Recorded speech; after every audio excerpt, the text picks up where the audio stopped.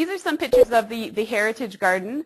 And in this garden, we're showing people that you can do things like compost by building a very, very simple, inexpensive structure, just basically a 3-bin system that you keep turning all year. We had a cold frame showing people how to extend the season, and then a bunch of heritage varieties. This is a potato plant, which is kind of fun. I love going out in the garden and seeing people's face when they see something that they hadn't seen. Like even myself, there's vegetables I didn't really know what the plant looked like, and it's just really fun. And I think this garden elicits that response from people the most, because you'll have people that are from another part of the world that are used to seeing a plant that they haven't seen in years, and then all of a sudden they come here and they'll see a hairy gourd or an okra or something that they're really familiar with, and just seeing the look on their face is really, really fun. So we're trying to do a few different innovative things for space, because I know a lot of people have very small backyards, just trying out different things every year. This is the urban edibles garden, so it's the stylized garden. So we grew kind of different cultivars of vegetables, like the 8-ball zucchini and the white eggplant, that are just kind of cool. You know, something like you can show off to all your friends if you live in kind of a trendy neighborhood. And some red lettuce, and we also put things like silver edging and just to stylize it, a black mulch, of course. Some perennial vegetables also in that garden, just so that your front yard doesn't look completely abysmal all months of the year. So things like ostrich fern. And we talk about harvesting them sustainably, making sure you only take a few fiddleheads from each plant so you have them back every year. Asparagus. This is the herb garden, and as you can see, it's completely overgrown this year, and growing 10 different varieties of mint in the same bed maybe wasn't a good idea, but we're going to try and deal with that this coming season. But this is really popular in our kitchen. They just love to come out and have fresh herbs all the time. I'm really happy they've been so excited about using Veggie Village for the catering. This is the salad parterre, and like I said, we're going to probably change this up this year. It's really hard to grow that much lettuce in one area. It didn't really, it was supposed to be very stylized, kind of parterre, stunning design, but it didn't exactly work out as planned, so we're going to try and revisit that this season. And this is the first of the container gardens. This is the deck garden.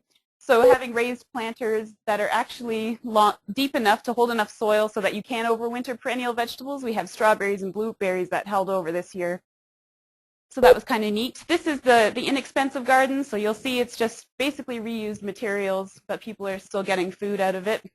My favorite is the lemongrass in the rubber boot. This is the patio, so it's very, very small, but just showing people you can grow things like even corn. You get maybe one head of corn off of it, but you can. There's more practical things like a really neat looking variegated basil that you can have on your patio, and just talking about cultivars that are specifically bred to be grown in containers. So things like strawberries that are nice and compact. So that's basically a whirlwind tour of the garden, and I would love it if all of you would come out and see it for real next year, because it's pretty fun.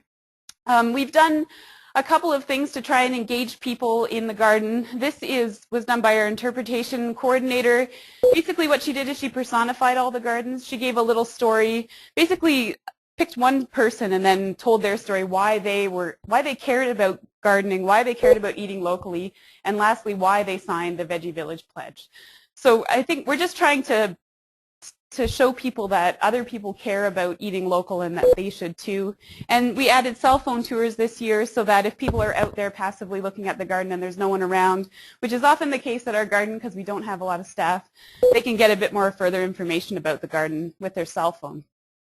And we also have some other passive signs in the garden, like recipes that people can take a picture of and take home with them, just some gardening tips and things like that.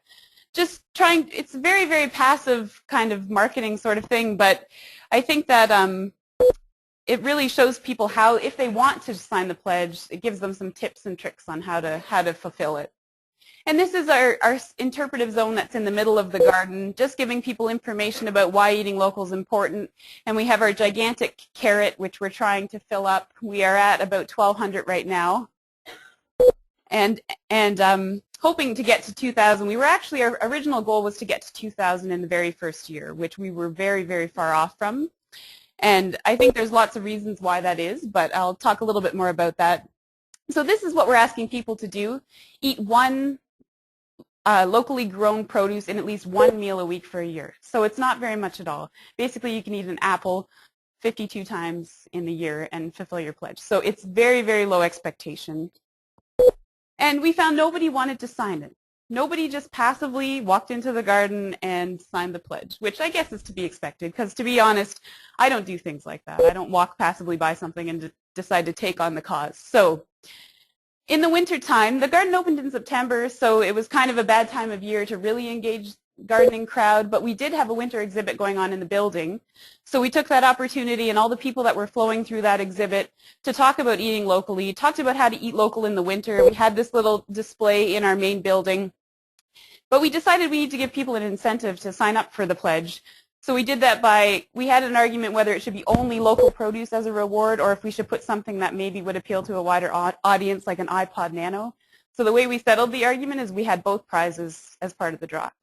So this actually did, I don't know where my, sorry, I was expecting a different slide. There it is. So we had a bit of a different response to when we actually actively had a table that engaged people in talking, in signing the pledge. We had 518 people sign the pledge when people were sitting at that table talking to people about eating locally. So it was really, really successful. And you can see the rest of the year, even in our peak visitation months when people are coming to see flower blooms, basically no one signed the pledge. So we learned a lot from that. We really have to talk to people about it and encourage them to sign it. So because of that happening in the winter, we decided throughout the season we'd have a lot of, we'd try to engage people more often. So we had a Taste of RBG, which is kind of an open house smorgasbord of RBG, where we talked about lots of things, including Veggie Village, and actually had staff in the gardens. We had these edible weekends throughout the harvest season where we actually had activities planned. We had discovery carts set up in the garden to teach people about different vegetables and ask questions and kind of give them a live tour of the garden. We had vegetable judging competitions. We had a craft competition. This is my absolute favorite. Okra as a tail is awesome. So it really did get people in the garden. Not necessarily signing the pledge, but it got people in the garden. We had cooking demonstrations. So I think this is, when I talk to people the most, they say, I'd love to grow vegetables, but I don't know what to do with them. So this actually was done by our catering on staff, which is really exciting, and we've really built that relationship. And next year we're planning to continue a lot of these things because they've really engaged the public.